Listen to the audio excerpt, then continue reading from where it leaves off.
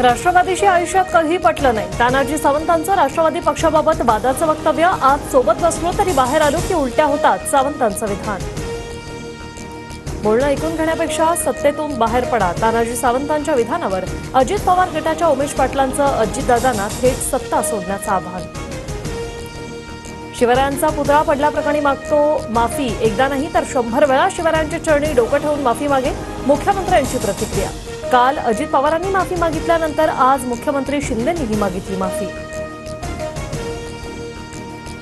प्रत्येक गोष्टीत भ्रष्टाचार करता, निदान छत्रपतींना तरी सोडा.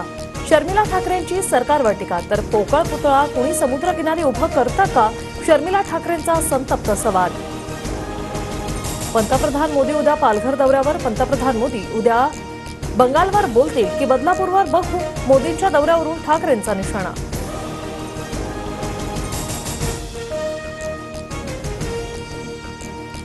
चुकून मविया सरकार आल्यास मी 100 दिवसा तुरुंगात जाणार, भाजप आमदार नितेश राणेंचं विधान. तर मी आणि पडळकर दोघं कोल्हापूरच्या जेलमध्ये एकत्र असू, राणेंच्या विधानाने राजकीय वर्तुळात चर्चा.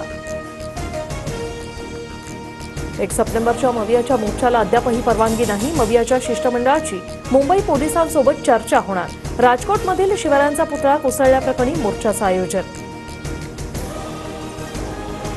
सुनील केदारांचा कार्यकर्ता लाडकी बहीण योजनेविरोधात हायकोर्टात. भाजपचा काँग्रेसवर गंभीर आरोप. तर लाडकी बहीण योजनेला विरोध करणारा काँग्रेसचा चेहरा उघड झाल्याचीही भाजपची टीका.